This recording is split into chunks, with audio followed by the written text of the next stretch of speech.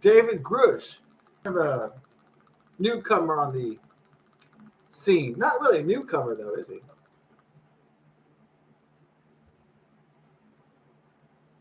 Whistleblowers just come out, and you might not hear about them for 10, 15, 20 years, and they come out. David Grusch, U.S. Air Force commander, leader in Afghanistan.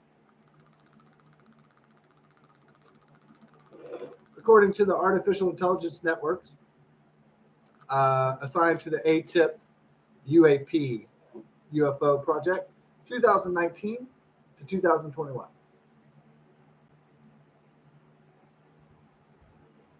Whistleblower, we got it.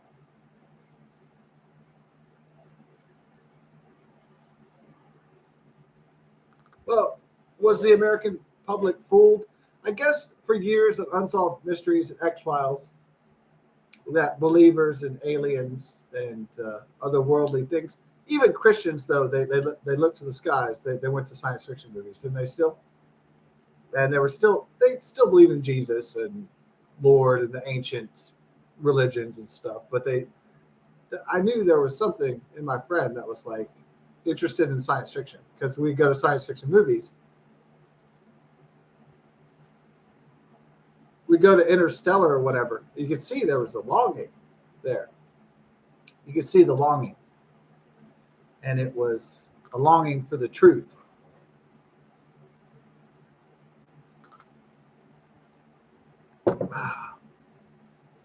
There's nothing wrong with ancient religions. You're free to believe whatever you wish, at least in this country, because of the First Amendment of the Constitution, or Founding Fathers, Constitutional Republic. So Americans have the freedom to believe what they wish.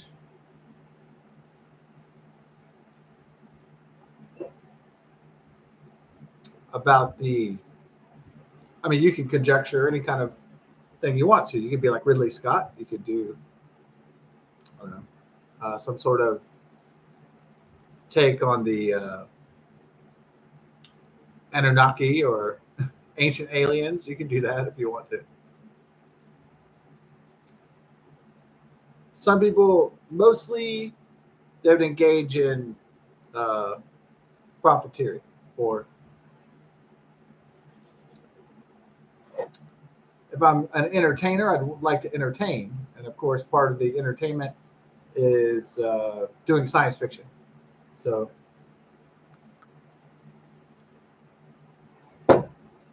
if you're James Cameron or you're Ridley Scott, your whole profession of entertainment is entertaining possibilities. Or Chris Carter, or whoever it is. George Lucas, Steven Spielberg.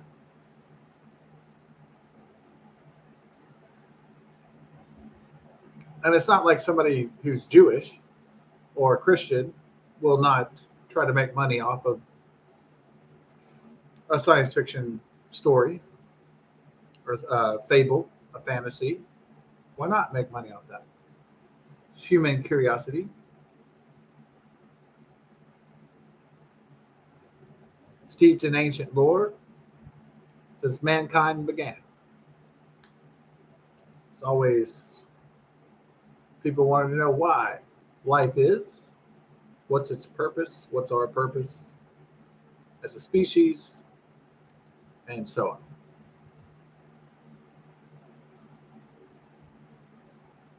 And I used to watch Unsolved Mysteries when I was a kid with Robert Stack.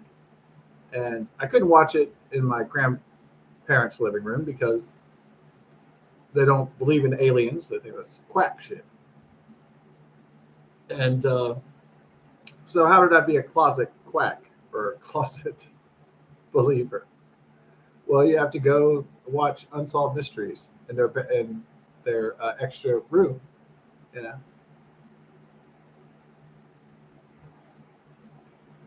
Probably my family thought, oh, he's just watching some silly show, right? Or kids watching Ancient Aliens. They're just like, whatever, this is bull crap. And then good night, my child, and then off to the next day in reality.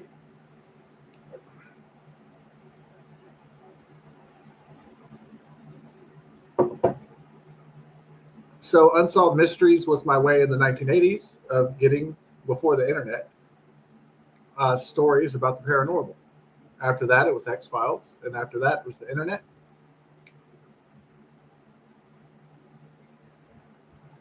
And then also science fiction and fantasy and literature and all that stuff. So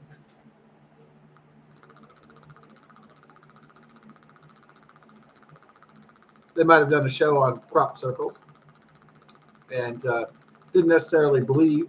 I didn't necessarily believe it, but I like the opportunity to hear stories. Everybody likes the opportunity, the freedom to hear stories.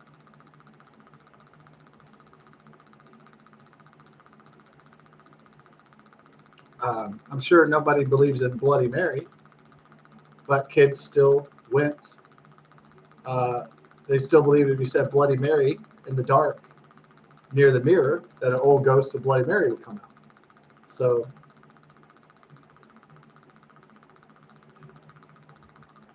these fables, ancient legends, and urban legends were palpable. People were fascinated with them.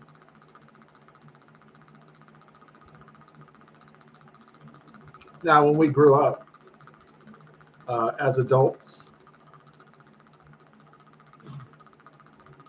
and me and my friends would get together, we would watch movies and science fiction or fantasy, have some beer, smoke a little ganja, and uh, we would not go into the bathroom in the dark and shout Bloody Mary. We weren't afraid of ghosts and goblins and ghouls because we had outgrown that.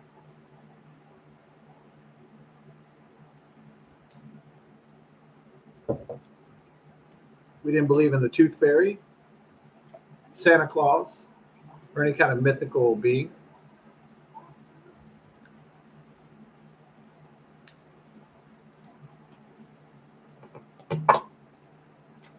For this rest of this beer in here. All right. Well, also it was from radio. Art Bell did a paranormal show called Coast to Coast AM. It would play every night from I believe it was like about midnight to 6 a.m. So a lot of my friends and family, or a lot of my friends, would listen to that late at night about.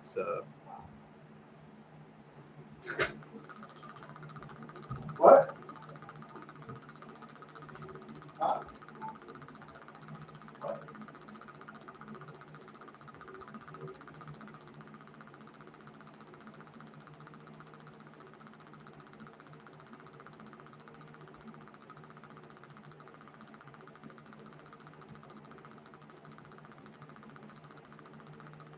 I heard something else. I was like, what's going on in there? So everybody likes his tales. I remember going with my friend to go see Indiana Jones and the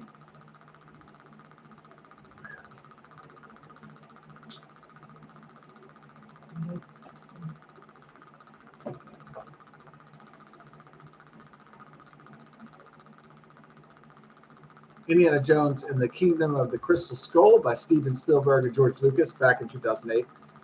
And we went and saw the movie. Typically, the Indiana Jones films were based around ancient legends. So the first film was based around the Ark of the Covenant. Uh, and then the second movie was some ancient Indian spiritual stones or something. And the third one was around like a more traditional type legend, which was the Holy Grail, the cup of Christ that granted the drinker from the cup of Christ the eternal youth of Christ, and so immortality of Christ and eternal youth. So then, um, after that, then it had been years later. It had been like what, between 1989 and 2008. It's about 19 years, and so uh, when saw the movie Indiana Jones and the Crystal Skulls. Crystal Skulls were a legend also from, I suppose it was from Central and South America, and maybe it's Mayan uh, ancient legends of crystal skull. Crystal skulls have been in legend and myth for, I don't know, in the Americas at least, for at least 100 years or so. And so kind of grew up with the Crystal Skull legends of crystal skulls. We watched movies about crystal skulls when I was a little kid. So then they might have had crystal skulls on Unsolved Mysteries. They might have had crystal skulls on X-Files. You know, it was very consistent in the legend. And so in the 1980s, we watched a movie called House 2, and it's based around a crystal skull that grants extraordinary powers to the possessor of the crystal skull. So it's a mystical item, you know. And so it wasn't really that surprising that the kingdom of the crystal skull, that they'd make an Indiana Jones movie about the crystal skulls. It's not like if you've been watching this kind of folklore for years and years, it's not very surprising that they would have this. I certainly was not at 28 years old in 2008. I was not very surprised that George Lucas and Steven Spielberg would create an Indiana Jones film based around crystal skulls. I was hoping they would do something else. I would hope they would do Jesus Christ, the Spear of Longinus, the Spear of Destiny that pierced Christ. I was hoping they were going to do that. I think most Indiana Jones fans were hoping they were going to go that direction. I guess they figured it would be too obvious if they did that, or the Shroud of Turin, or I thought even like the Lost City of Atlantis. There's plenty of legends in the ancient world. There's also, you know, there's multiple legends in the ancient world. So I thought they're going to, I mean, you got the Lost City of Atlantis, you got the Lost Library of Alexandria. I thought they were going to go in, you know, those directions, and they didn't. And so me and my friend went. We saw the Indiana Jones and the Crystal Skull. I'm not a huge Christian. I mean, it doesn't mean I don't think that it's true. It's not that I don't believe that the monotheistic religions are false or anything like that. Quite the contrary. I look for more evidence that they're true than they're false. But my friend's a hardcore Christian.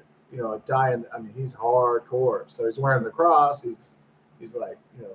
So when he goes and sees Indiana Jones movie, he thinks it's going to be about religious and biblical artifacts. That's what he expects. That's what I expected too.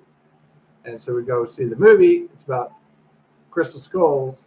The crystal skulls of Akator are not from. They're not religious based. They are alien. And so at the end of an X-Files Fight the Future movie, an alien starship rises, and then at the end of Indiana Jones and the Crystal Skull, spaceship rises, and then I'm delighted when I walk out of the film. I'm like, oh my god, they actually went science fiction. I was like, I thought they were going to go into like their spiritual beliefs. I was like, I can't believe that this is actually happening.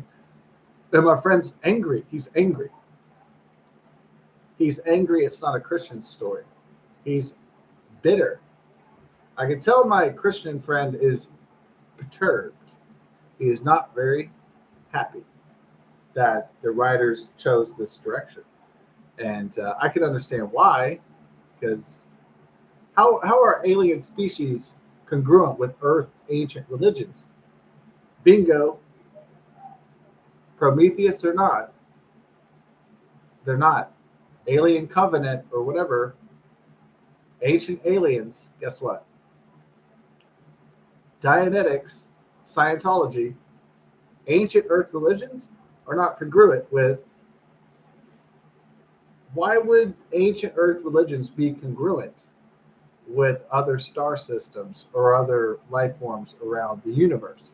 The reality is they wouldn't be. They wouldn't be congruent at all. The actual reality of there being life forms on different planets is that they would have their own cultures, languages, religion, economics, social systems. They would all be different. And so this kind of desire for man to have a, a really great connection with the universe. Um,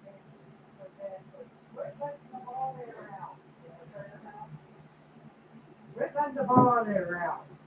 And I was like, there's Dan. And mhm. and then but anyway, don't say anything. But Crystal just called me and said that Mom around 7 o'clock said, how come Kathy hasn't been calling me? And I said, me and Julie and Mom talked last night about from 11:30 to 12:30. Oh, and that's another thing I said. How come Julie didn't say, oh, Mom, we talked to Kathy last night? Yeah. Oh, it's okay. You can keep it for a while.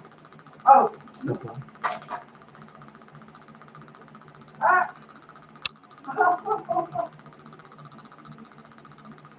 oh, good Lord.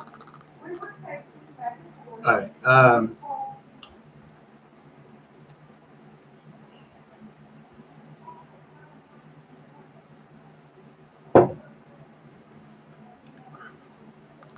Do you see a movie in science fiction or fantasy? And do you want to have a particular viewpoint or outcome? And if that outcome is not congruent with yours, are you going to be upset?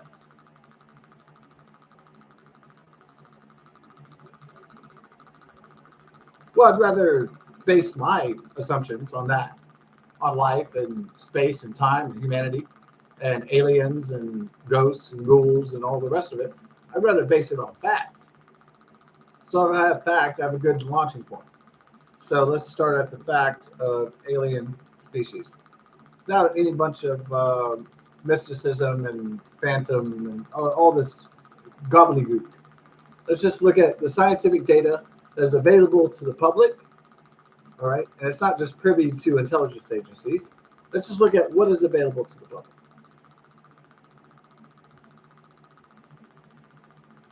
What you would ask your Microsoft AI or Google, and is it going to tell you the version of the truth that you want? Or are you going to be upset by what they say? So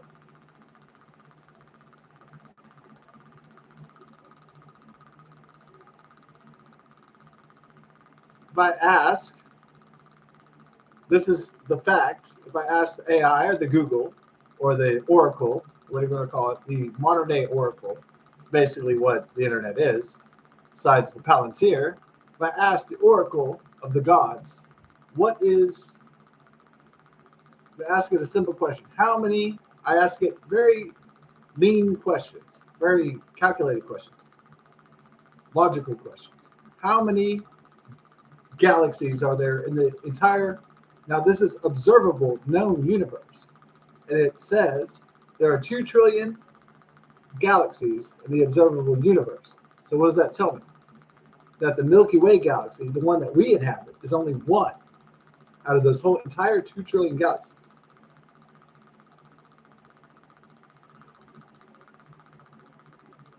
So we just build on the base from that.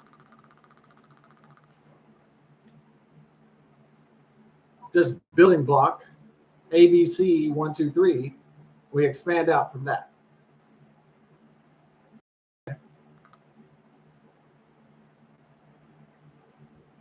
So it's not astronomical information that is hidden from us. What is hidden is the details of the content of that information. So we know that there are 2 trillion galaxies. We know there's super star clusters.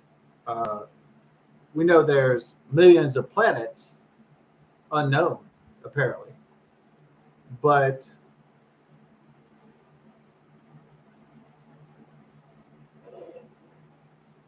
we're not told by governments of the world what is the contents of the packages.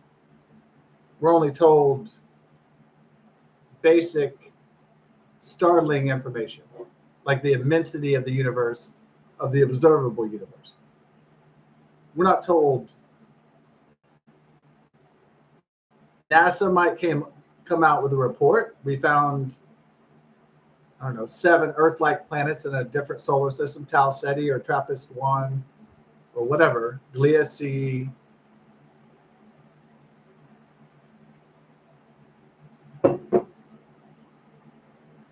And they do the artist sketch of the different worlds. They don't tell us, well, what's in those worlds? All those different worlds, all those millions of worlds, what's in them? That's what people really want to know. And they want to know that not just for selfish or greedy reasons, but they want to know it for altruistic reasons. They want to know that because they're you and I suspect are human beings, Homo sapiens, evolved for thousands of years, apparently. And so that's what we want to know.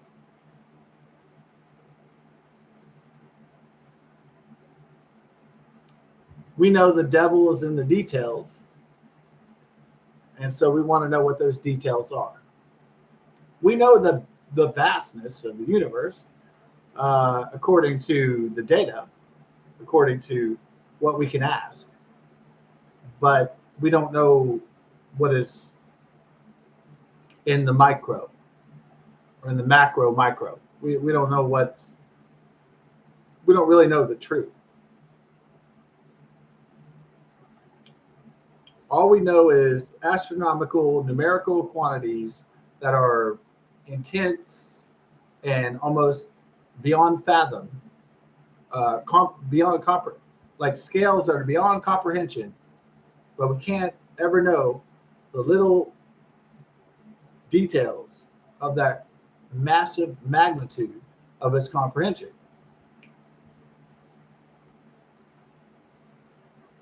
We're never seen to be privy to great information, the greatest information. Where are we from? Why are we here? Who is God? What other beings are out there in the universe? These are questions that not just the American public, but the world deserves and wants to know.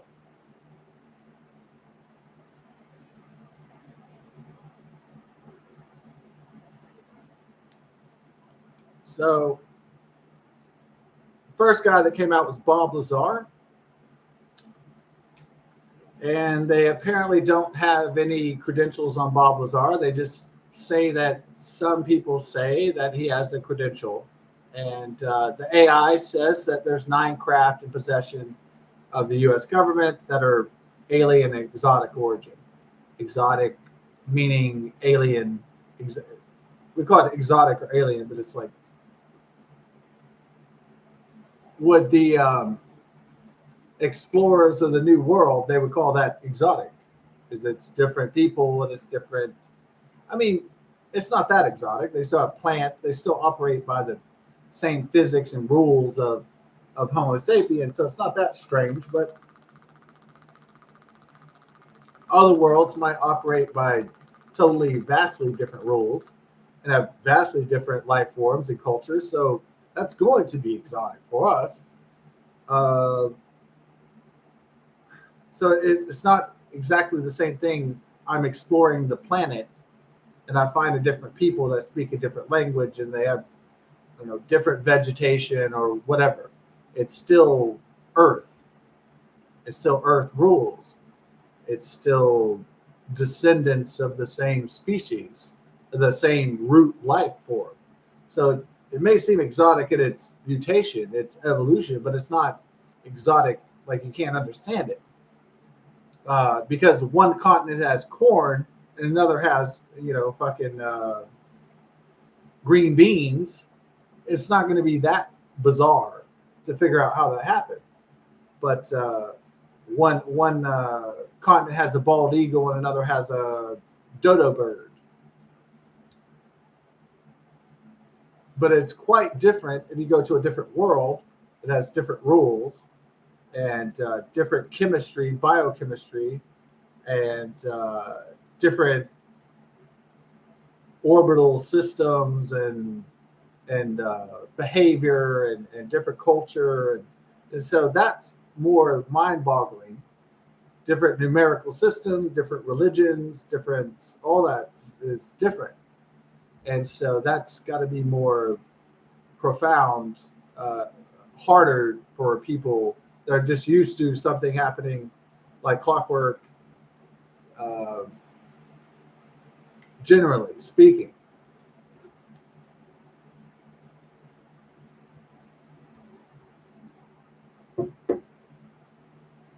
Different planets, different life forms, different species, different solar systems, different galaxies, all over the place.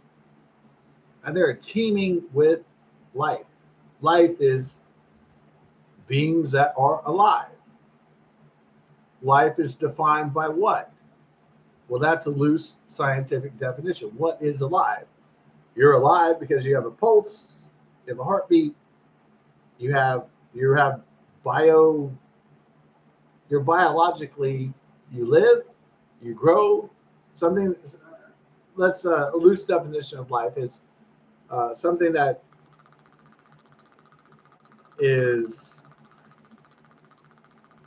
is it really consciousness which defines a life form? I mean, a lot of people have struggle with the idea of vegetation or plants or trees having being life forms because they don't seem to have a particular consciousness and or a self-awareness. But in general, life means you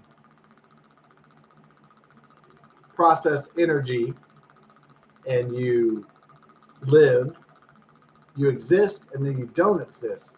So life is something that can die, and death is something that could be reborn. So we kind of have a difficulty, a chasm in science where there's a gray area where we cannot properly define. Like a virus is defined as not being alive or dead, like a zombie, but it is alive. We know viruses and bacteria exist. So we have a lot of issues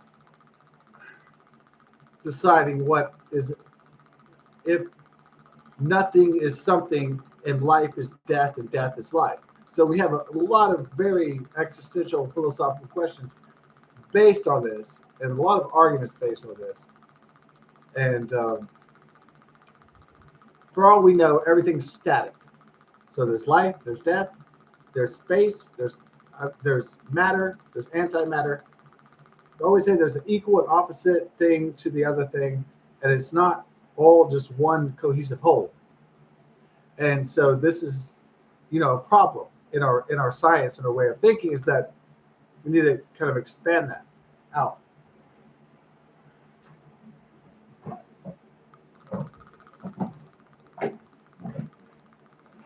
Can't really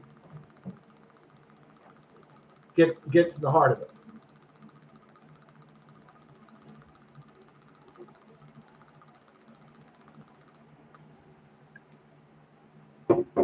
Is a virus alive? Yes and no.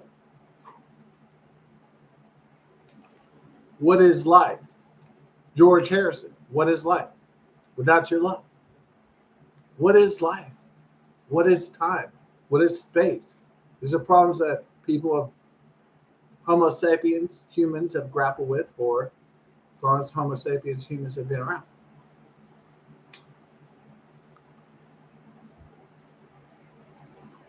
These are ancient questions, ancient problems.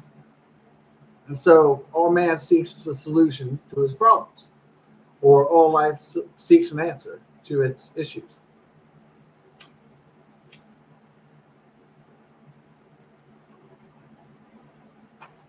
This curiosity is not bizarre. We're born to be explorers. We're born to cross oceans. We're born to cross space and time. We're born to explore the stars. We're born to ask these questions.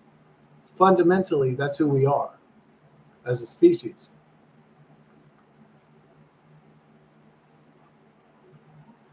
Not just out of curiosity, but also self-preservation and determination to solve these mysteries.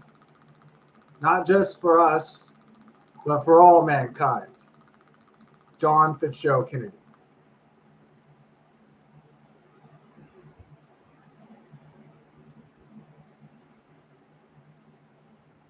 Even our adversaries work now tirelessly to explore and try to master these essential problems that we all face as a species, as Earth people.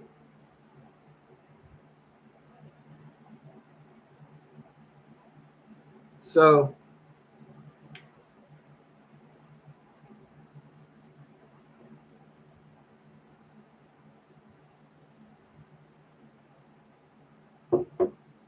do you explore because you're afraid of what you might find? That it may not fit with your particular cultural or religious or theological viewpoint? I really believe that, and most of this world believes in God, and God is greater than we could ever know, even fathom, on levels unbeknownst, great, fantastic levels. And so that doesn't bother me, that particular fact.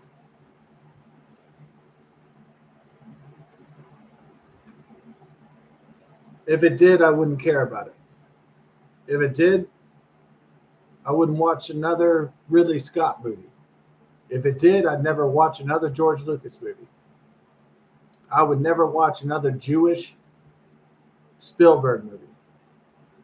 I'd tune it all out. Say, no, that's not the way it is.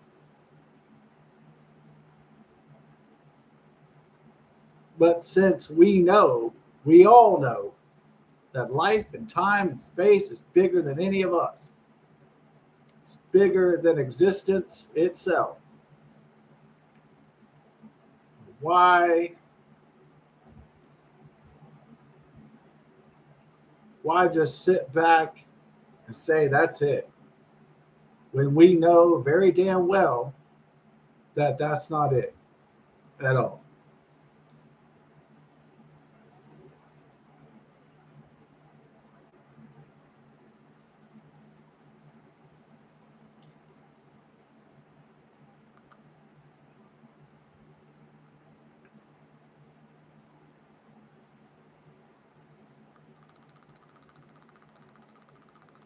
So Bob Lazar had a checkered past, but he somehow had a naval intelligence uh, certificate, some kind of proof that he did work on a special program of back engineering alien vessels, supposedly from Area 51.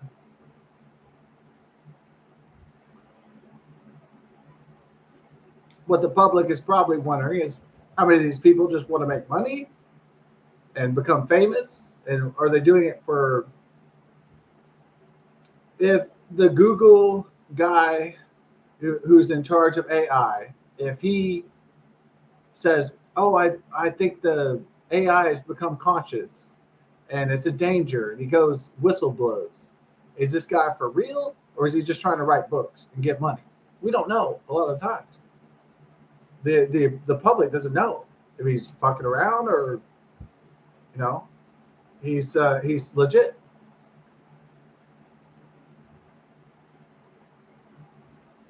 So when somebody says they worked on government projects with aliens and they whistleblow, a lot of the American public doesn't know if he's full of shit, he's just trying to sell books, make a living, or if he's telling the truth. And that's the main problem.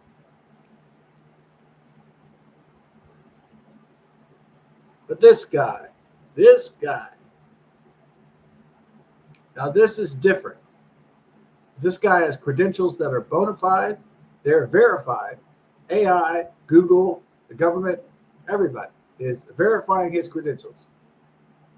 Even if the government and the Pentagon says, "Oh, this guy's full of crap," no, we don't have alien craft in our possession. So why does the AI from Microsoft say that you have 9 non-terrestrial origin craft in your possession? Why does it say that? Some people say that it's predictive programming, and they want to to get us prepared for contact with alien species. And that's why it's being leaked. The government's doing it on purpose. That's it. That's a good idea. But also, how many of these guys are for real? Just trying to be ahead of the curve? Or they're full of shit? So we need to find that out. This is some serious topic.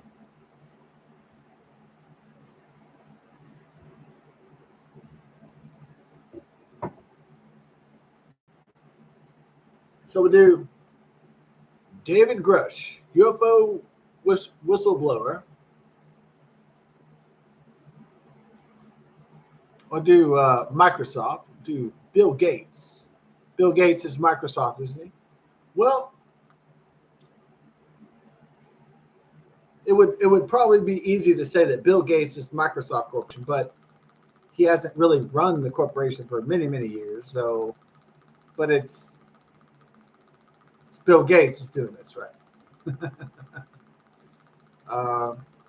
Windows founder, stealer of betrayer of IBM and Gary Kildall, the greatest criminal thief of all time, most evil mastermind you ever know, besides George Soros.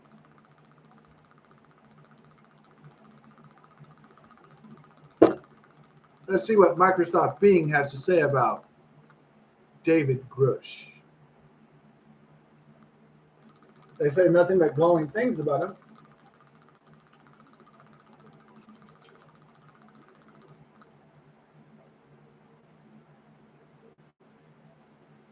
Who is David Grusch? What, we do it? All right. Who is David Grusch? Microsoft combat veteran of Afghanistan. Grusch is a 36-year-old combat veteran of Afghanistan who is a member of the Unidentified Aerial Phenomenon Task Force, the program run by the Office of Naval Intelligence to investigate UFO sightings. So, apparently, no one thought that was interesting that Bob Lazar was also on the payroll of the Office of the Naval Intelligence. All right. He's a whistleblower. Yeah. So why would this guy come out years later and say, I have information that there's alien craft in possession, reverse engineered by the U.S. government? Come on. Unless it's all smoke up our ass. You know? It's like,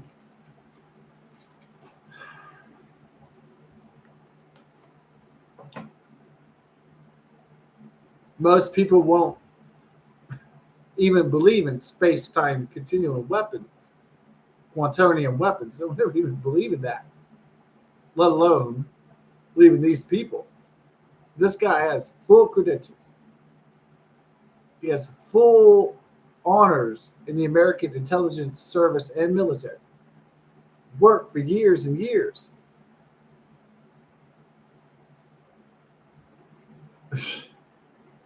Give me a break.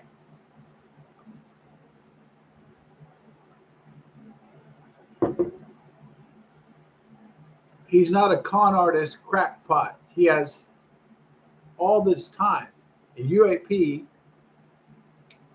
UFO research, Afghanistan, Office of the Naval Intelligence. This guy's for real. They're not fucking around. This dude is legit. So what are they preparing us for? The hierarchium? The hierarchium is a level of species in other worlds that they have a power structure. And so could it be we have a power structure in this country, which is, money and power and influence and stuff. What if there was a greater power and influence that was cosmic in nature? What if it went deeper than we even could even fathom it could. So that is also very interesting, that there could be a hierarchy of knowledge and power and structure in the universe of life forms. And this could be a great political place as well. And it can't, we think of our politics as superior. Politics like, oh, I don't like communism, and oh, I don't like freedom of talk, and I don't like abortion and shit like that. What if there is a greater level than that? What if there is a greater level than just red and blue and left and right?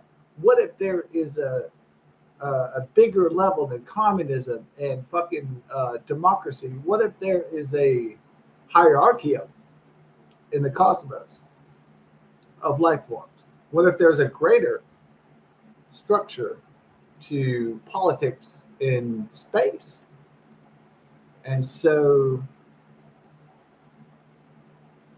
I mean, just say it.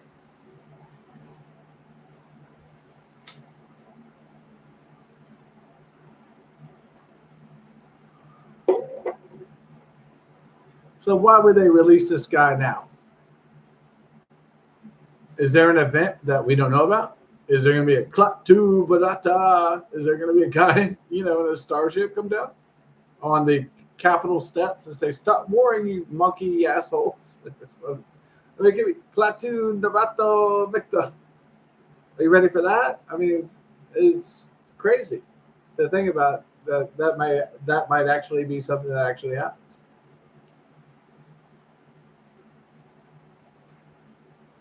So you either believe in predictive programming, selective collective programming, or you think that this is something that's actually historically going to happen. It's going to unfold whether we want it to or not, no matter what our ancient belief systems are, or whatever my dad believes.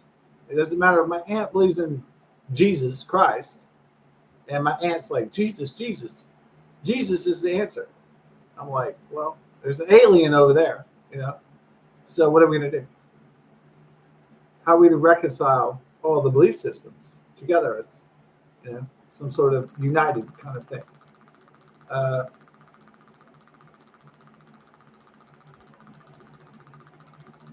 I'd rather just take my Bible and go home.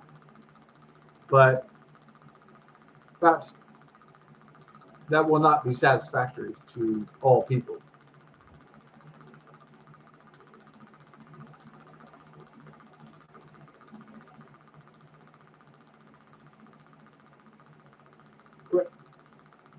Crystal skulls, Akator.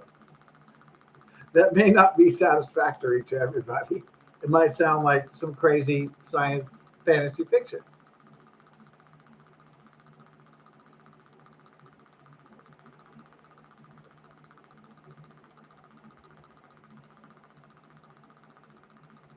But don't give up. So Tony Scott, Ridley Scott's brother, gave up. He said, "Fuck it, I'm going to kill myself." That's not a good. It's not suicide is not a good answer to problems. Okay, it's a creator of more problems. So these people commit suicide because they can't handle it. And I understand why they can't handle it, because it's too deep, it's too heavy, right? It's too heavy that there's millions of worlds and life forms everywhere. There's trillions of galaxies. I understand. You just can't handle it. I understand that.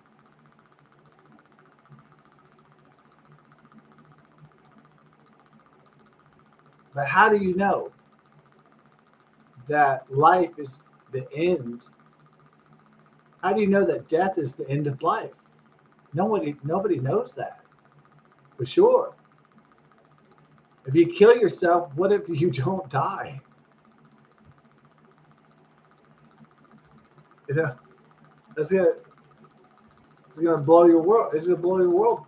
You're gonna jump off a cliff and be dead. What if you're not dead? What if you still live? What do you do then?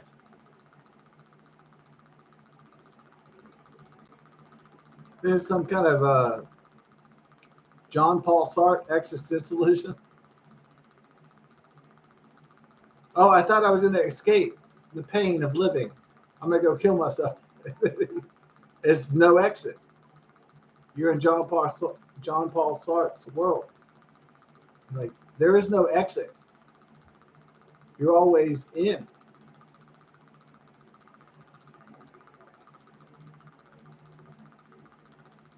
Maybe so, maybe not. But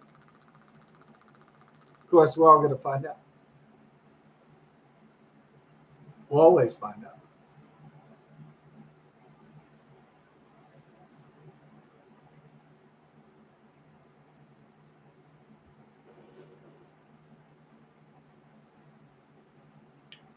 Hell is the existence of other people.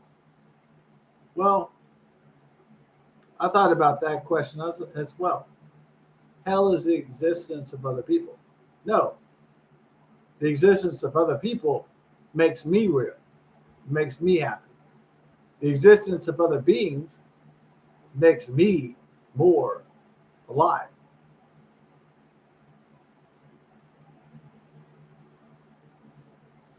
Heaven is the existence of other people.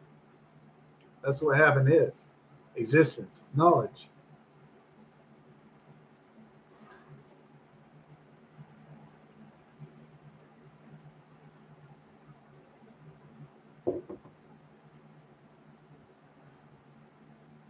When I see another person walking down the street, I don't think that guy is a bane to my existence.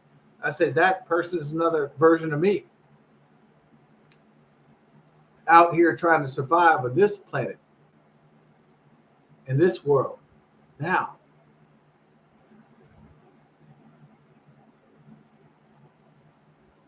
So I'm not sanguine about the possibilities of life. Quite the contrary.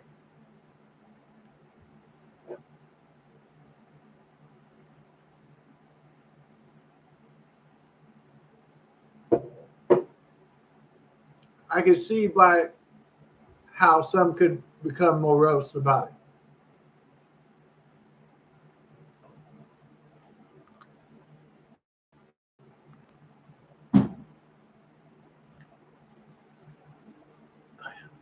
Wow. Well, like I said, I'm ready for Mom to walk again. Oh, I know.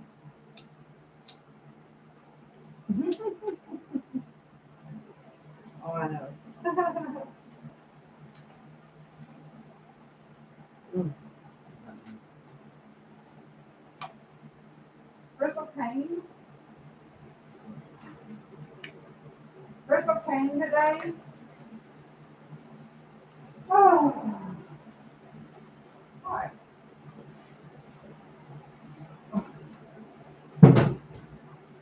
Mhm. Right. Oh, good Lord. But you said that she started her antibiotics today? Yes. Okay. Oh, good Lord. It just never ends, does it?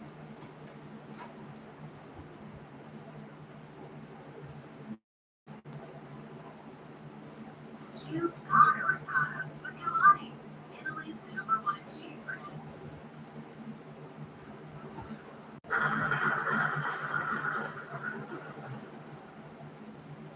So we'll play. Retrieving non-human origin technical vehicles. No kidding, non-human, exotic origin vehicles that have either landed or crashed. Let's dive into this one. So the quick version of this story is that an ex-military guy has come forward and spilled the beans about the government secretly hiding crashed UFOs. So you're gonna get interviewed.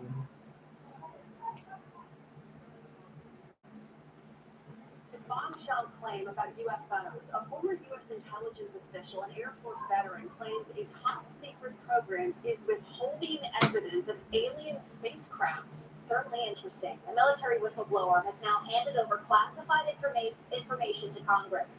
Fox's Lauren Blanchard has more. David Grusch handed over extensive classified information to Congress and the intelligence community inspector general, saying it exposes top secret programs that have retrieved and studied debris from alien spacecraft, which he says have been intentionally withheld from lawmakers and the American public. His claims coming just days after a first of its kind NASA hearing on UFO sightings around the world. It's now our collective responsibility to investigate these occurrences with the rigorous scientific scrutiny that they deserve. And some lawmakers agree the military and intelligence community need to be more transparent. I think we should be open to hearing it and telling the American people as much as we possibly can. I think people are ready to hear whatever's out there. Maybe it's a man-made aircraft, maybe it's otherworldly. Stay tuned. NASA is expected to release its final report on its UFO study by the end of July. In Washington, Lauren Blanchard, Fox News. I think the government could have been in possession of these vehicles for 50 to 100, maybe even 100 years. Backyard prompting them to call 911, saying they saw creatures walking around. Our 8 News Now investigators digging into this for weeks now. The bombshell claim about UFOs. A former U.S. intelligence official and Air Force veteran claims a top. Bombshell claims from a military whistleblower. UFO wreckage recovered by the U.S. kept classified by a secret government program for decades. Tonight, a world television exclusive you will only see on News Nation.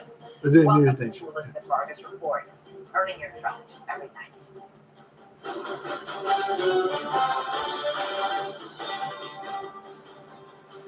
UFOs exist. The U.S. government found quite a number of them, and they are indeed of non-human origin.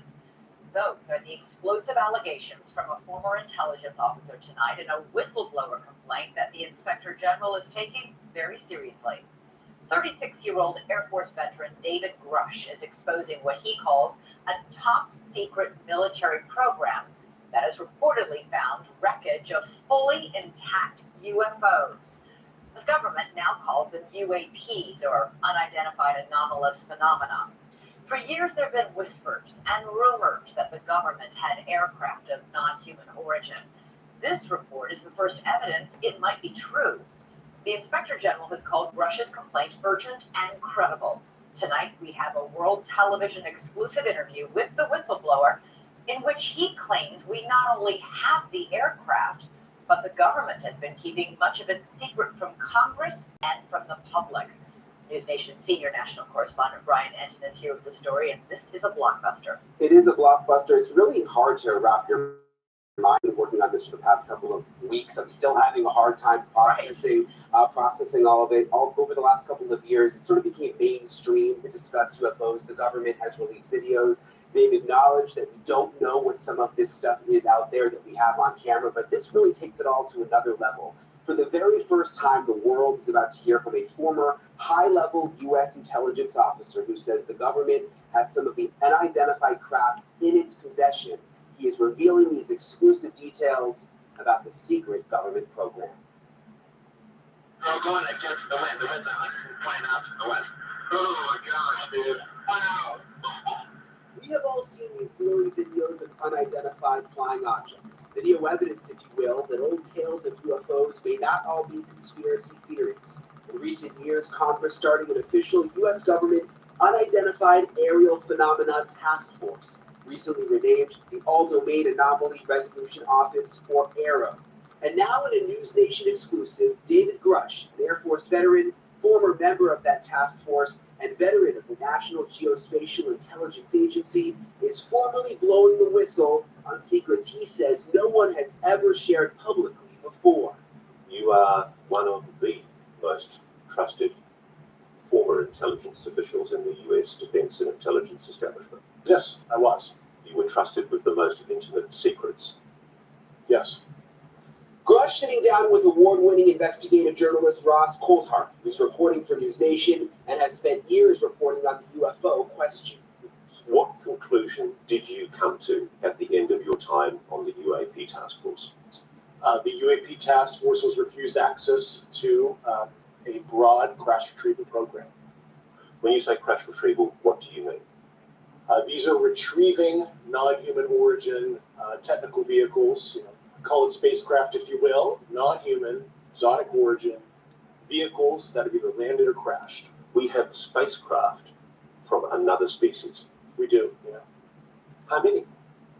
Quite a number. You're kidding. No. I thought it was totally nuts, and I thought at first I was being deceived. It was a ruse. People started confiding in me. They approached me.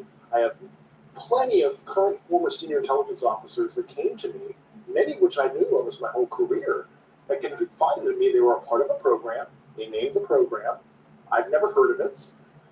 And they told me, based on their oral testimony, and they provided me documents and other proof, that there was, in fact, a program that the UAP task force was not read into. Grusch alleges the U.S. government has recovered non-human craft for decades. He's filed a whistleblower complaint saying he gave what he calls the classified proof to Congress and the Intelligence Community Inspector General.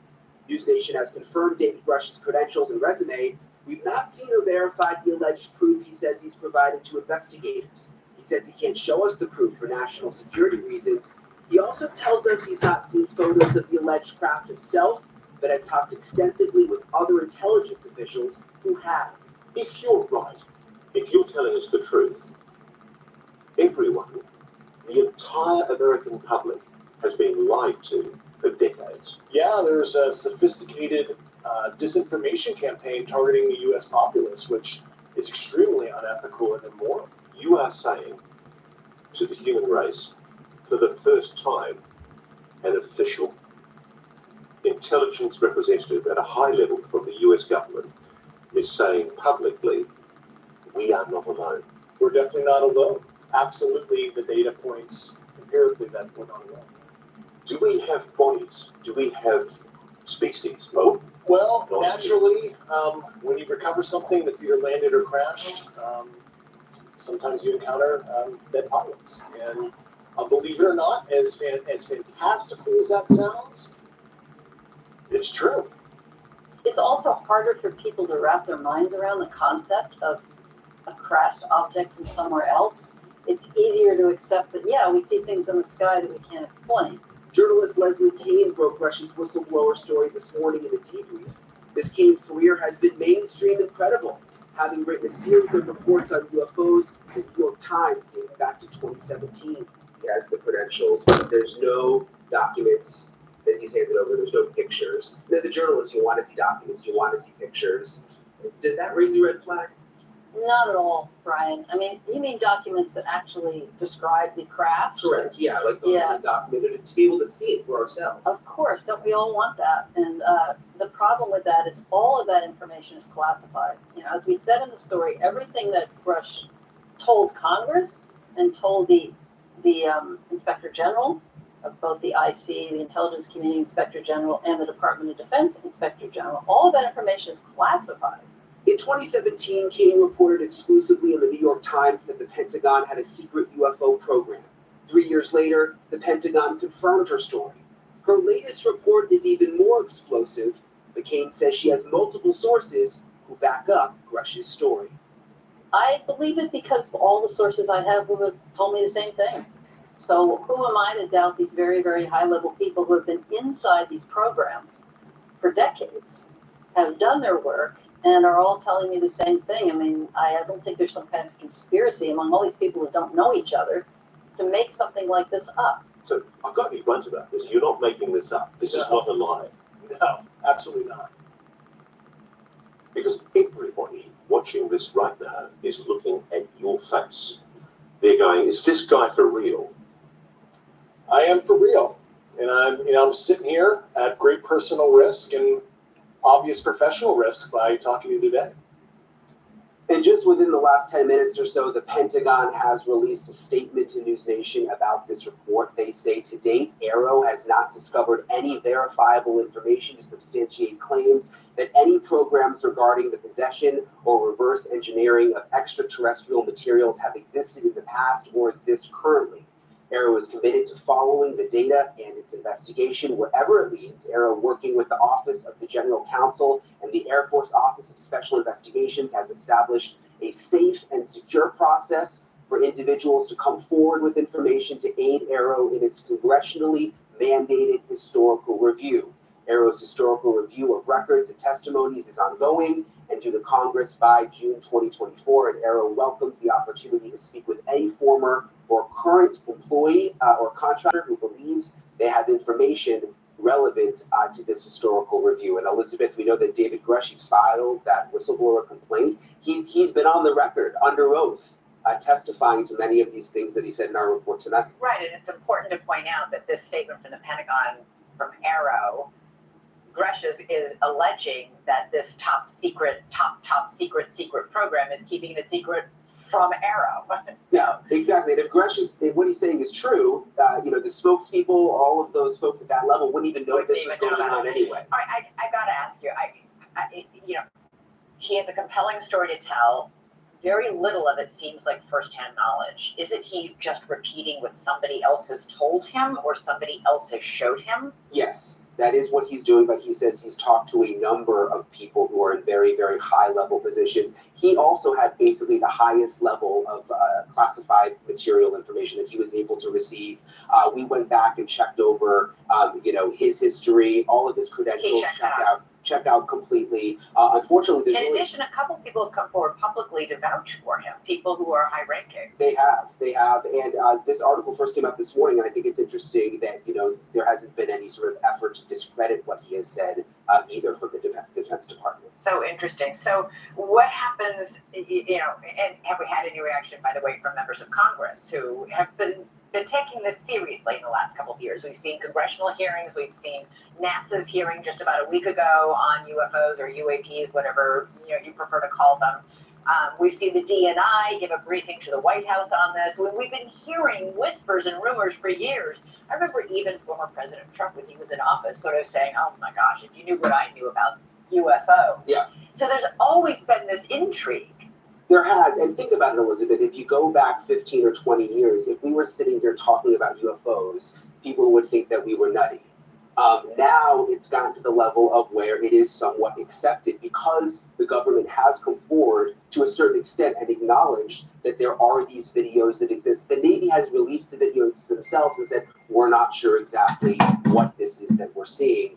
Of course, what Grusch is saying really just sort of takes it to the next level. Boy, it sure does. It's almost impossible to believe. All right, Brian Nenton, thanks so much. Thank you for watching. Go to newsnationnow.com to find News Nation on your television provider. And don't forget to click the red subscribe button below to get more of News Nation's fact-driven, unbiased coverage. The whistleblower complaint alleges that not only has our government had these craft of, quote, non-human origin, but that it's keeping it secret. And for decades, the Air Force discredited sightings of UAPs by pilots like you.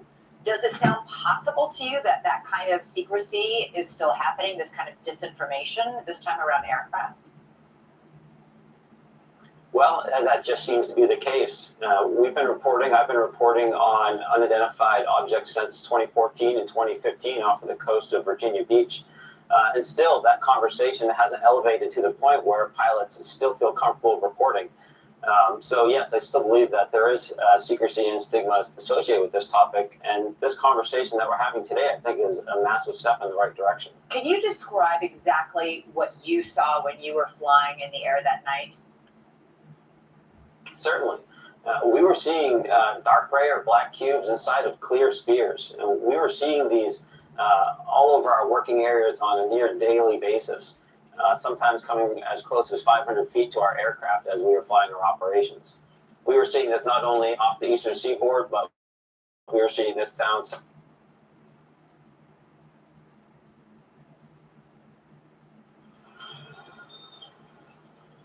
President Nixon, Mr. Vice President, Governor, Congressman Thomas, Senator Wiley, Congressman Miller, Mr.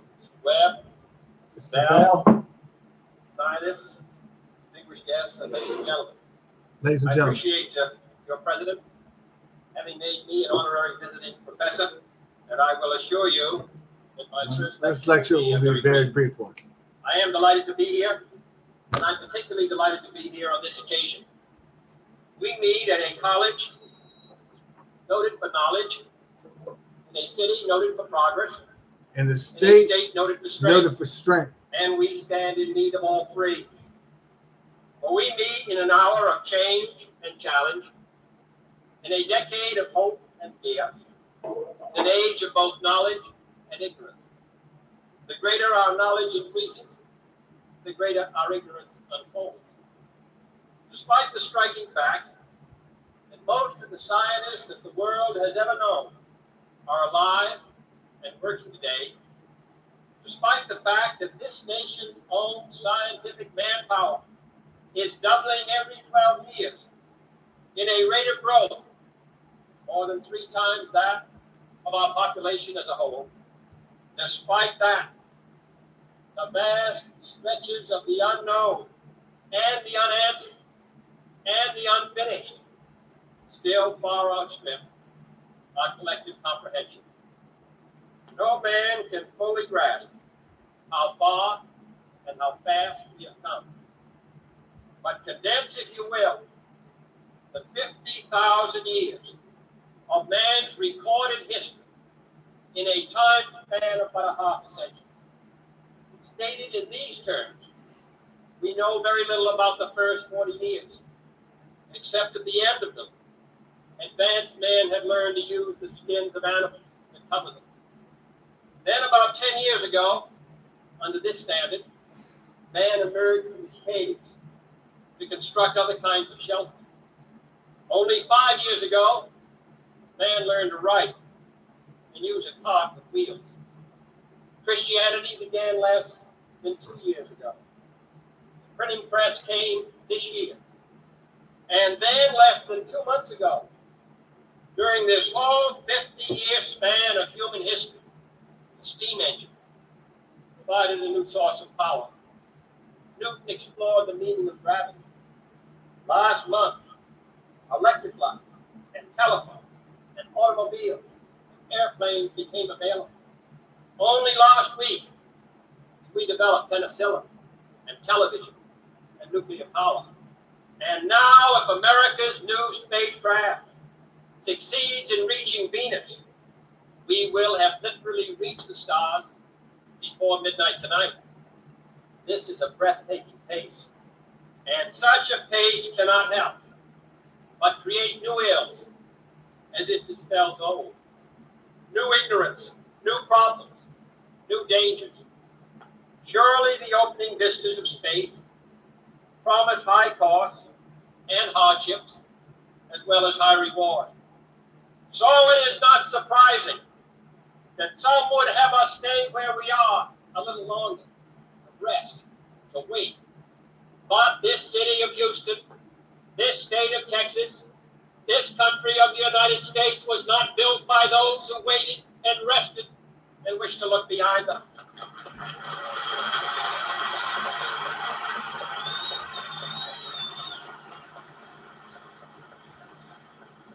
This country was conquered by those who moved forward, and so will space. William Bradford, speaking in 1630 of the founding of the Plymouth Bay Colony, said that all great and honorable actions are accompanied with great difficulty, and both must be enterprised and overcome with answerable courage. If this capsule history of our progress teaches us anything, it is that man in his quest for knowledge and progress is determined and cannot be deterred. The exploration of space will go ahead, whether we join in it or not. And it is one of the great adventures of all time. And no nation which expects to be the leader of other nations can expect to stay behind in this race for space. Those who came before us made certain that this country rode the first waves of the Industrial Revolution, the first waves of modern invention, and the first wave of nuclear power. And this generation does not intend To flounder in the backwash of the coming age of space. We mean to be a part of it. We mean to lead it.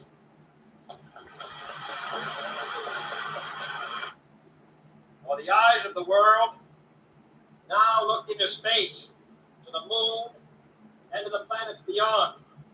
And we have vowed that we shall not see it governed by a hostile flag of conquest, but by a banner of freedom and peace. We have vowed that we shall not see space filled with weapons of mass destruction, but with instruments of knowledge and understanding. Yet the vows of this nation can only be fulfilled if we in this nation are first, and therefore we intend to be first.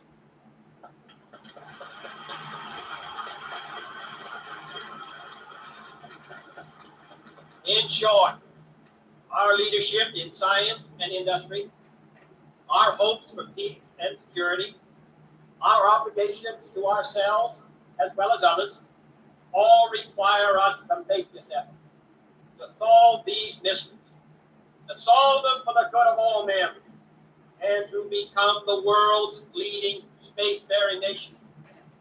We set sail on this new sea because there is new knowledge to be gained and new rights to be won, and they must be won and used for the progress of all people. For space science, like nuclear science and all technology, has no conscience of its own. Whether it will become a force for good or ill depends on man. And only if the United States occupies a position of preeminence can we help decide whether this new ocean will be a sea of peace or a new terrifying theater of war. I do not say that we should or will go unprotected against the hostile misuse of space any more than we go unprotected against the hostile use of land or sea.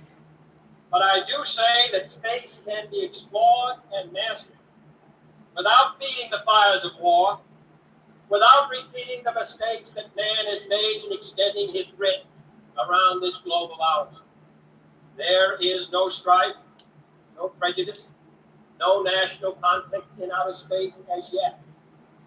Its hazards are hostile to us all.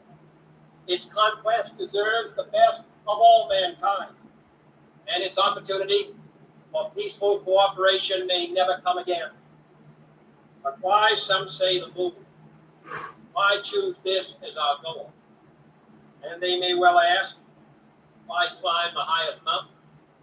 Why 35 years ago fly the Atlantic? Why does Rice play Texas? We choose to go to the moon. We choose to go to the moon.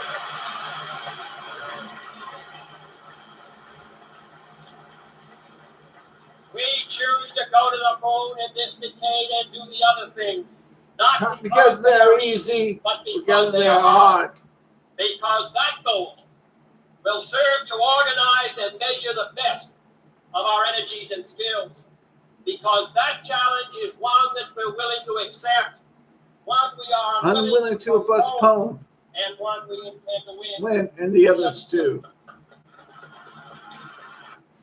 It is for these reasons that I regard the decision last year to shift our efforts in space from low to high gear as among the most important decisions that will be made during my incumbency in the office of the presidency. In the last 24 hours, we have seen facilities now being created for the greatest and most complex exploration in man's history. We have felt the ground shake and the air shattered by the testing of a Saturn C-1 booster rocket, many times as powerful as the Atlas which launched John Glenn, generating power equivalent to 10,000 automobiles with their accelerator on the floor.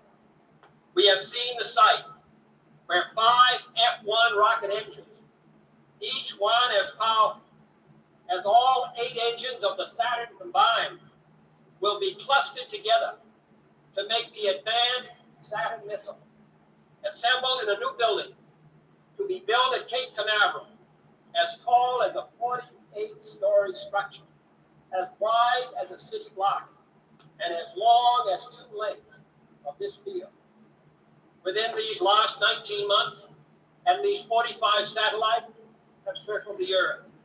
Some 40 of them were made in the United States of America, and they were far more sophisticated and supplied far more knowledge to the people of the world than those of the Soviet Union. The Mariner spacecraft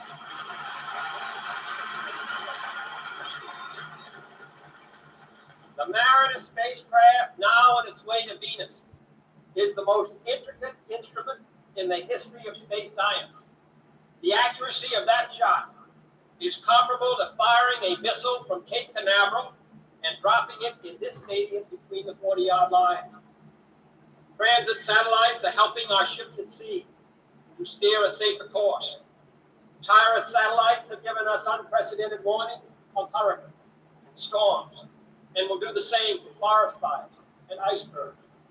We have had our failures, but some others, even if they do not admit them, and they may be less public. To be sure,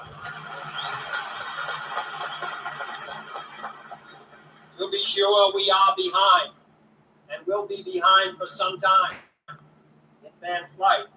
But we do not intend to stay behind, and in this decade, we shall make up and move ahead.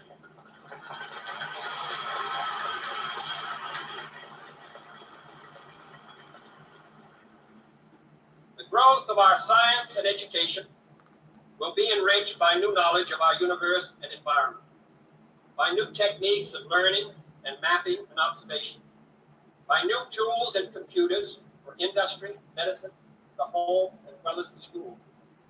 Technical institutions such as Grusch will reap the harvest of these gains. And finally, the space effort itself, while still in its infancy, has already created a great number of new companies and tens of thousands of new jobs. Space and related industries are generating new demand, investment, and skilled personnel. And this city, and this state, and this region will share greatly in this growth. What was once the furthest outpost on the old frontier of the West will be the furthest outpost on the new frontier of science and space. Houston,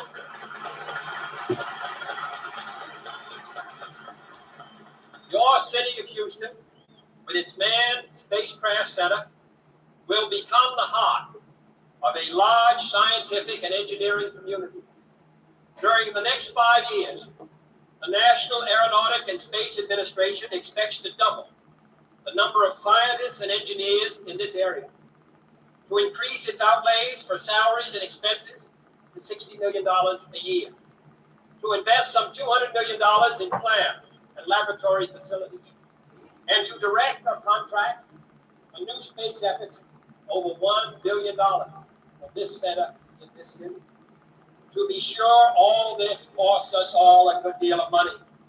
This year's space budget is 3 times what it was in January 1961, and it is greater than the space budget of the previous 8 years combined. That budget now stands at $5.4 billion a year, a staggering sum, though somewhat less than we pay for cigarettes and cigars every year. Space expenditures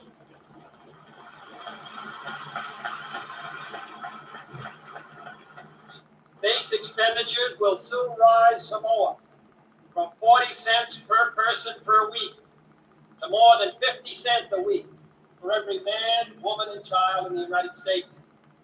For we have given this program a high national priority, even though I realize that this is, in some measure, an act of faith and vision, for we do not now know what benefits await us. But if I were to say, my fellow citizens, that we shall send to the moon 240,000 miles away from the control station in Houston, a giant rocket more than 300 feet tall, the length of this football field, made of new metal alloys, some of which have not yet been invented, capable of standing heat and stresses several times more than have ever been experienced fitted together with a precision better than the finest watch, carrying all the equipment needed for propulsion, guidance, control, communications, food, and survival, on an untried mission to an unknown celestial body, and then return it safely to Earth, re-entering the atmosphere at speeds of over 25,000 miles per hour, causing heat about half that on the temperature of the sun, almost as hot as it is here today,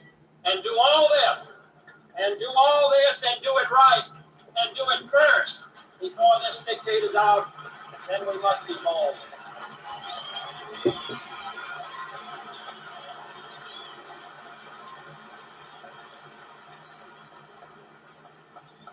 I'm the one who's doing all the work, so just want you to stay cool for a minute. However, I think we're going to do it. And I think that we must pay what needs to be paid. I don't think we ought to waste any money, but I think we ought to do the job. And this will be done in the decade of the 60s. It may be done while some of you are still here at school at this college or university. It will be done during the terms of office of some of the people who sit here on this platform. But it will be done. And it will be done before the end of this decade. And I am delighted that this university is playing a part in putting a man on the moon as part of a great national effort of the United States of America.